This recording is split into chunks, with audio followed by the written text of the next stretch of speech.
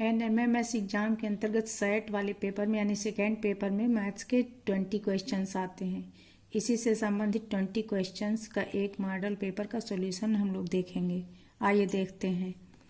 Question number first है, परिमेय संख्याओं -7/9 और 7/9 के निरपेक्ष मान हैं। तो जब किसी संख्या का निरपेक्ष मान निकाला जाता है ना, तो उसमें पॉजिटिव निगेटिव नहीं देखा जाता, सिर्फ पॉजिटिव वैल्यू ही ली जाती है। यानी चाहे वो निगेटिव, जैसे मान लीजिए -7/9 निगेटिव नंबर है, तो इसका भी निरपेक्ष मान 7/9 ही आएगा, और 7/9 का भी, यानी दोनों संख्याओं का निरपेक्ष मान सिर्फ 7/9 आएगा। इसका सी करेक्ट है। सेकेंड क्वेश्चन है, 3 की घात 4 पूरे की घात है 3 का मान है। तो हम लोगों ने ये सीखा है कि जब घात के ऊपर घात होती है तो घातों का गुणा हो जाता है। तो यहाँ पर 3 की घात 4 है, फिर पूरे के ऊपर घात 3 है, तो घात का 4 और 3 दोनों का गुणा हो जाएगा।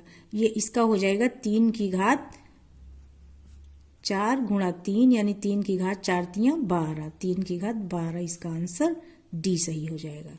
अगला हम देखते हैं।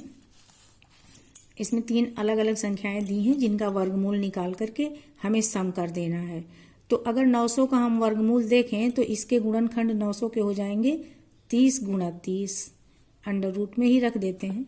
अगला हमारा, जब हम डेसिमल हटाएंगे ना, तो ये 9/10, 100, 2 जीरो लगेंगे, दशमलव बाद 2 अंक है ना, 2 जीरो लगेंगे। इसका वर्गमूल निकालेंगे, और उससे आगे जो हमारा ये 9 तो रहेगा ही, नीचे गिनेंगे 1 2 3 4 5 6 अंक हैं, 1 2 3 4 5 6, तो 1 के आगे 6 जीरो लगेंगे।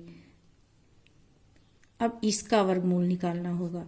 तो पहले वाले का वर्गमूल हो जाएगा 30, दूसरे वाले का हो जाएगा, यहाँ 100 का होगा 10 और 9 का होगा 3, यानी 3/10। 3/10 को हम 0.3 लिख सकते हैं। अगला 9 का वर्गमूल तो 3 ही होगा, और इधर ये 6 जीरो है ना, तो 3 जीरो हो जाएंगे, यानी 3, यहाँ पे ये 1 के आगे 3 जीरो, यानी 1000। अब जब हम इसको 1000 से भाग देंगे तो ये क्या हो जाएगा, 0.003। अब इन सबका जब हम सम करेंगे ना, तो 30.303, तो इसका ये बी आंसर करेक्ट हो जाएगा। अगला हमारा है, कक्षा 7 के 6 छात्रों के गणित की परीक्षा में क्रमशः 55, 68, 65, 77, 56 और 51 अंक प्राप्त किए हैं। छात्रों के प्राप्तांकों का समांतर माध्य है। तो समांतर माध्य निकालने के लिए जितने दिए होते हैं पद, उनका सबका हम सम कर लेते हैं। यहाँ पे 6 पद हैं, 1 2 3 4 5 6, तो इन 6 का सम हो जाएगा। जब हम इन सबका सम करेंगे ना, तो हमारा आंसर आ जाएगा 372। इनका सबका जब सम करेंगे तो 372 आ जाएगा। अब 6 पद हैं, तो 6 से ही हमको डिवाइड करना पड़ेगा। तो जब हम 372 को 6 से डिवाइड करेंगे तो 6 छंग 36 आया, 1 6 दूनी 12, 62 आ गया। इसका आंसर सी करेक्ट हो जाएगा। किसी त्रिभुज के केंद्रक का निर्धारण करने के लिए कम से कम कितनी माध्यिकाएं खींचना आवश्यक है। तो त्रिभुज में जब हम 2 माध्यिकाएं बना देते हैं ना, तो केंद्रक का निर्धारण हो जाता है। एग्जाम्पल के लिए हम खींच कर भी देख सकते हैं। ये हमारा त्रिभुज बना है। अब इसकी हमने जो माध्यिका बनाया, तो बस अगर हमने 2 बना दिया, जो हमको पॉइंट मिला, बस वही केंद्रक हो जाएगा। 2 माध्यिकाएं पर्याप्त हैं। इसका आंसर बी करेक्ट हो गया। संलग्न चित्र में ABC का क्षेत्रफल और DEF के क्षेत्रफल का अनुपात है। तो हम इस चित्र को देख रहे हैं। इसमें त्रिभुज के मध्य बिंदु, जो भुजाओं के मध्य बिंदु हैं, उनको मीट कर दिया गया है। तो मिड पॉइंट थ्योरम जो होती है ना त्रिभुज की, उसके अनुसार ये होता है कि त्रिभुज के मध्य बिंदुओं को आपस में मीट कर दिया जाता है। तो जो जितने ये 4 त्रिभुज बनते हैं ना, सबका एरिया इक्वल होता है, बराबर होता है। इसका मतलब ये 4 त्रिभुज हैं, अगर सबका एरिया 1 यूनिट है, तो बाहर वाले त्रिभुज ABC का एरिया जो है वो हो जाएगा 4 यूनिट, और जो बीच वाला त्रिभुज है उसका 1 यूनिट। तो बड़े वाले त्रिभुज और DEF के क्षेत्र में अनुपात हो जाएगा 4:1 का। बी करेक्ट है। रिया, विजय और रश्मि के पास क्रमशः 2x प्लस 3 और 3x प्लस 1 रुपए हैं। यदि तीनों के पास कुल मिलाकर 32 रुपए हैं तो विजय के पास रुपए हैं। तो तीनों के पास कुल मिलाकर, इसका मतलब हम तीनों का सम कर लेंगे, यानी 2x में 2x प्लस 3 और 3x प्लस 1 जब जोड़ेंगे तो हमारा इसका सम आ जाएगा 32। चलिए जोड़ते हैं हम। 2x 4x और प्लस 3x, यानी कुल हो गया 7x। नंबर को 1 में जोड़ेंगे। 3 प्लस 1 4। अब 4 जो है जब दूसरी साइड में जाएगा इक्वल के तो माइनस हो जाएगा, तो 32 में से जब 4 माइनस होगा तो 28 आ जाएगा। तो x की वैल्यू आ गई 7 चौक 28 4। अब यहाँ पूछ रहे हैं विजय के पास रुपए हैं, तो रिया विजय के पास 2x प्लस 3 रुपए हैं। तो ये 2x प्लस 3 की वैल्यू हम निकाल लेंगे। यहाँ पे 4 रखेंगे ना, तो 4 दूनी 8, 8 में 3 जुड़ा तो ये हो जाएगा 11, यानी विजय के पास कितने रुपए हो गए? 11 रुपए। अगला क्वेश्चन हम देखते हैं। एक शहर की जनसंख्या 2019 में 1,40,000 थी और प्रति वर्ष 10% की दर से जनसंख्या वृद्धि होती है। तो 2022 में जनसंख्या में हुई वृद्धि है। तो 10% का क्या मतलब है? 10/100 यानी 1/10। तो प्रत्येक वर्ष जो जनसंख्या में वृद्धि हो रही है तो इसका 1/10। 1/10 का मतलब 10 से भाग कर दें। 2019 में इतनी जनसंख्या है तो 2020 में कितनी हो जाएगी? इतनी तो रहेगी, 1,40,000 तो रहेगी ही। अब इसमें इसका 10% जुड़ जाएगा। 10% का मतलब 1 जीरो कम हो जाएगा। जहाँ 4 जीरो हैं वहाँ 3 जीरो हो जाएंगे। अब इसको जब हम करेंगे तो 0 0 0 4 5 यानी 1,54,000 हो गई जनसंख्या 2020 में।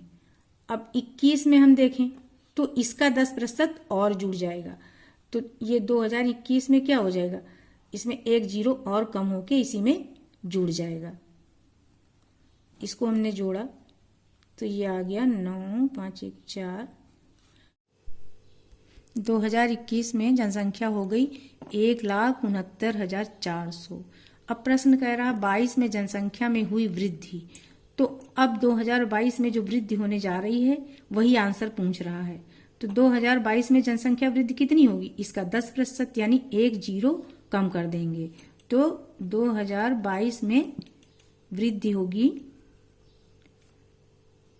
16,940 यानी 16,940 की, जो कि कोई आंसर ऑप्शन में नहीं दिया है। इसको हमें अलग से ये लिखना पड़ेगा। तो इसका ये वाला सही हो गया।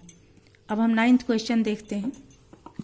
144 की घात 0.5। 0.5 का मतलब है हाफ यानी वर्गमूल, जिसको हम कहते हैं। वर्गमूल में 1/2 ही तो निशान होता है, यानी ये क्या है?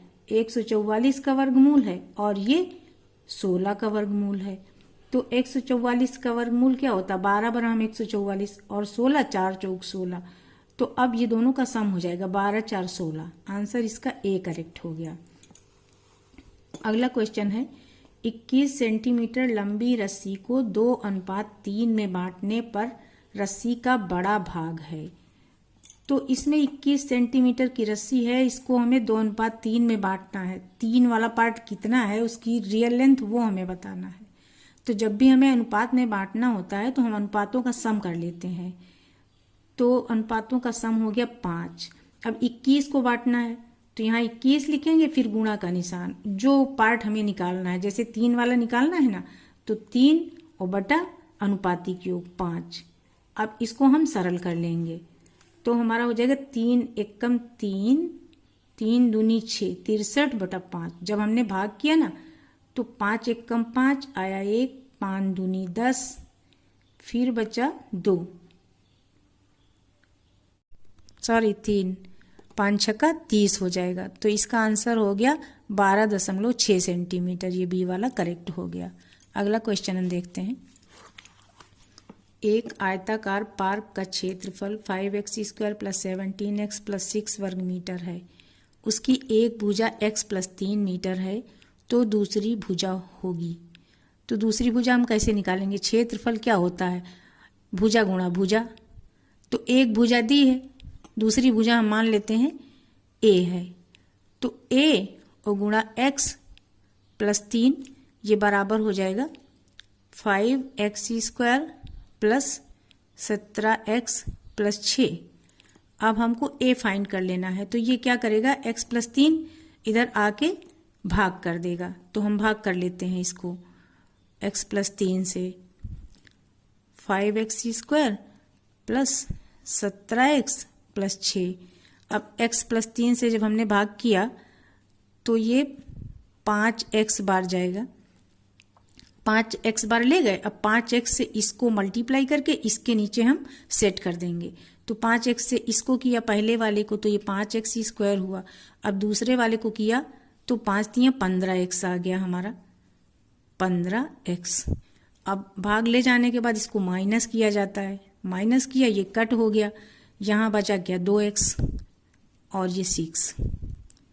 अब यहाँ x है ना, तो 2 बार अगर हम ले जाएंगे तो यहाँ 2x आ जाएगा, तो यहाँ हम क्या लिखेंगे? प्लस 2। 2 बार ले गए तो यहाँ हो गया 2x प्लस 6, यानी भाग हमारा पूरा पूरा चला गया। 5x प्लस 2 जो आंसर आया यही दूसरी भुजा की लंबाई हो गई। इसका ए करेक्ट हो गया। 9/x² माइनस y²/25 के गुणनखंड है। तो यहाँ हम ये देख रहे हैं कि ये 3/x का स्क्वायर है और दूसरा वाला y/5 का स्क्वायर है। तो ये a² माइनस b² के फॉर्म का हो गया। इस तरह का जब होता है ना a² माइनस b², तो एक बार इसको हम जोड़ के लिखते हैं, एक बार घटा के, यानी एक बार हम 3/x और y/5 को जोड़ेंगे और दूसरी बार हम घटा देंगे 3/x माइनस y/5। तो हमारा ये ऑप्शन जो है 3/x प्लस y/5 और 3/x माइनस y/5, बी वाला इसका करेक्ट है। अगला देखते हैं। पिता की आयु अपने पुत्र की आयु की 3 गुनी है। तो हम क्या करते हैं? मान लेते हैं कि पुत्र की आयु x वर्ष है। ये हमने मान लिया, पुत्र की आयु हो गई x वर्ष। अब कह रहे हैं पिता की आयु पुत्र की आयु की 3 गुनी है, यानी ये तिगुनी है। तो पिता की आयु हमारी क्या हो गई? 3x वर्ष। 12 वर्ष के बाद, अब 12 वर्ष बाद दोनों की आयु में 12 वर्ष जुड़ जाएगा। पुत्र की आयु हो जाएगी x प्लस 12 और पिता की आयु हो जाएगी 3x प्लस 12। 12 वर्ष के बाद पिता की आयु पुत्र की आयु की 2 गुनी हो जाएगी, यानी इनकी आयु 2 गुनी हो गई है। तो अगर हम पुत्र की आयु को भी 2 गुना कर दें तो दोनों बराबर हो जाएंगी। अब पूछ रहे हैं पिता की वर्तमान आयु, तो पहले हम x की वैल्यू फाइंड करेंगे, तभी हमको पिता की वर्तमान आयु पता चल पाएगी। चलिए सॉल्व करते हैं। इसको 2 से मल्टीप्लाई किया ना, तो 2x प्लस 24 बराबर हो जाएगा 3x प्लस 12 के। अब हम 2x अगर इधर से इधर ले आएंगे ना तो माइनस हो जाएगा, तो यहाँ हो जाएगा 3x माइनस 2x, यानी x बचेगा। और इधर ये 12 इधर माइनस हो जाएगा 24 से, 24 से 12 निकला तो 12 आ गया। x की वैल्यू आ गई 12 और पिता की वर्तमान आयु है 3x। तो पिता की आयु क्या हो जाएगी? 12 गुणा 3 यानी 36 वर्ष। ये पिता की वर्तमान आयु हो गई, तो इसमें बी करेक्ट हो गया। रमेश एक घड़ी को 360 रुपए में बेचकर 20% लाभ कमाता है। घड़ी का क्रय मूल्य है। तो 20% लाभ का मतलब है कि अगर वो 100 रुपए में खरीद रहा तो 120 रुपए में बेच रहा है, यानी अगर 120 रुपए उसका विक्रय मूल्य है तो क्रय मूल्य हो जाएगा 100 रुपए। तो अब हम इसको 1 पर निकाल लेंगे। अगर 1 रुपया उसको विक्रय मूल्य होगा तो 120 इधर आके भाग कर देगा, तो क्रय मूल्य हो जाएगा 100/120। अब ज्यादा के लिए अगर 360 रुपए पे हम निकालेंगे यूनिटरी मेथड से, तो अगर 360 रुपए पे हम निकालेंगे तो 360 रुपए इधर आके ये गुणा कर देगा, तो 360 रुपए विक्रय मूल्य पे क्रय मूल्य उसका ये हो जाएगा। इसको हम कैलकुलेट कर लेंगे तो 12×3 = 36 यानी हो गया 300 रुपए। अब इसका आंसर हो गया 300 रुपये, सी सही है। अगला है सिंप्लीफिकेशन का क्वेश्चन है 3xy into 4/5 x power -1। Power -1 का मतलब है कि 1/x, यानी इसको हम इस तरीके से लिख सकते हैं 3xy गुणा 4/5 और x भी नीचे आ गया। अब x ने x को काट दिया, बचा क्या 4 तियां 12 और y की जगह पे हमें 2 पुट कर देना है, y की वैल्यू 2 रख देना है, 2 और बटा 5, तो ये आ गया 24 और बटा 5। 24/5 इसका बी आंसर है, तो बी इसका सही हो गया। एंगल BAC है, ये फिगर बना है, इसमें पूछ रहे हैं BAC का मेजरमेंट, इसका मेजरमेंट कितना है। तो यहाँ पे एक एंगल OBC यानी ये वाला अगर 40 डिग्री का दे रखा है, तो यहाँ हम देख रहे हैं ये वाली त्रिज्या है, ये वाली त्रिज्या है, तो ये हो गया समद्विबाहु त्रिभुज, तो ये भी 40 अंश का हो जाएगा। अब ये दोनों 40-40 के हो गए, पूरा तीनों कोणों का सम 180 अंश होता है, तो 40-40-80, तो ये वाला हमारा सेंटर वाला हो गया 100 डिग्री। अब हम लोग जानते हैं कि अगर एक ही जीवा केंद्र पे भी कोण बना रही है और परिधि पे भी, तो परिधि वाला कोण जो होता है केंद्र वाले कोण का आधा होता है। तो केंद्र पे अगर 100 अंश का कोण बन रहा है तो परिधि पे बनेगा 50 अंश का, तो इसमें 50 अंश या डी वाला ये ऑप्शन जो है ये करेक्ट हो जाए। एक समबाहुभुज के अंतः कोण की माप 108 अंश है, उसकी भुजाओं की संख्या है। यहाँ पर समबाहुभुज है तो जितने भी कोण हैं वो सब बराबर होंगे। एक बात हमें मालूम है कि बहुभुज के सभी बाह्य कोणों का योग 360 अंश होता है, तो यहाँ पर हमको बाह्य कोण निकाल लेना है। दरअसल ये बाह्य कोण और अंतः कोण इस तरह से मीट करते हैं तो दोनों का सम 180 होता है। तो हम बाह्य कोण अगर निकालेंगे तो 180 से जो दिया हुआ अंतः कोण है उसको माइनस कर देंगे तो बाह्य कोण पता चल जाएगा।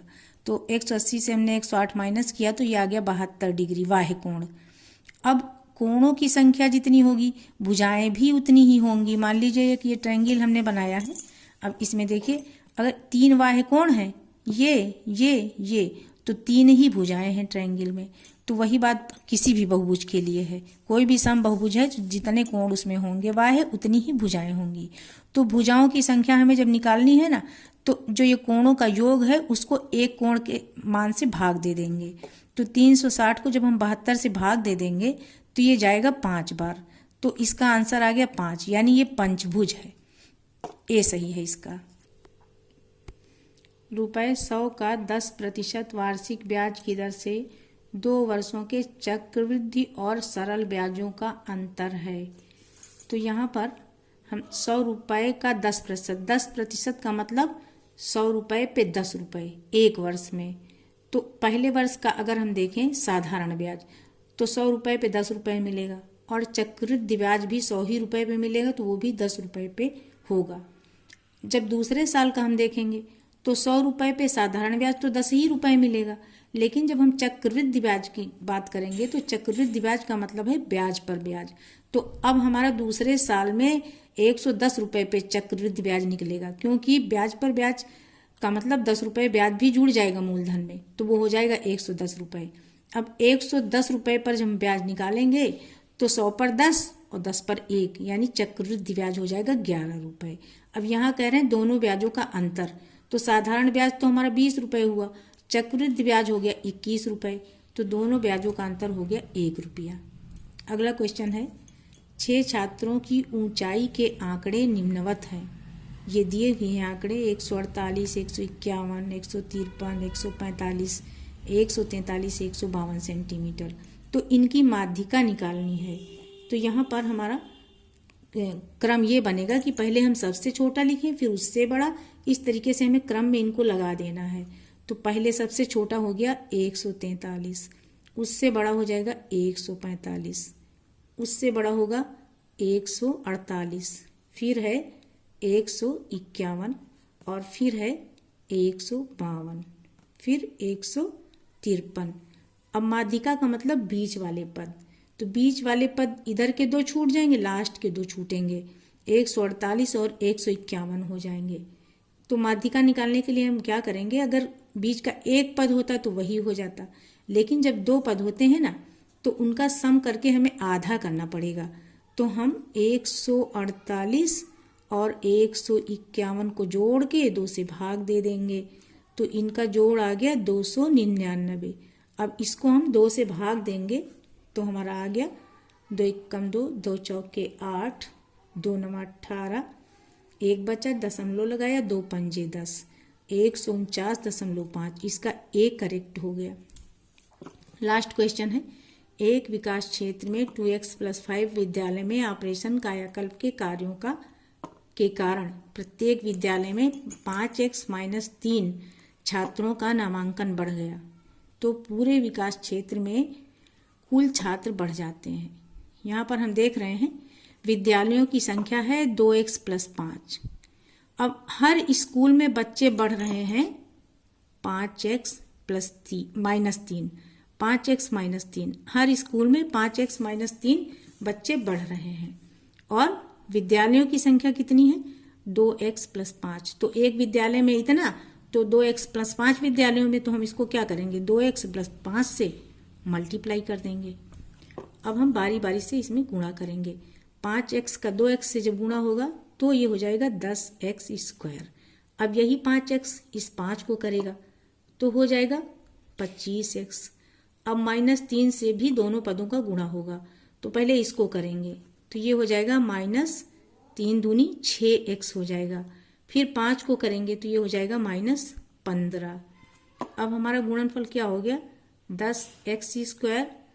अब 25x से 6x माइनस हो जाएंगे, क्योंकि ये प्लस में है ये माइनस में है, तो ये बच जाएगा, साइन इसी का लगेगा, ये बड़ा है ना, तो 19x -15। अब ये वाला आंसर हम देख रहे हैं किसका है, ए का। इसका ए आंसर करेक्ट है। हमारा ये पूरा हो गया सॉल्यूशन 20 क्वेश्चंस का।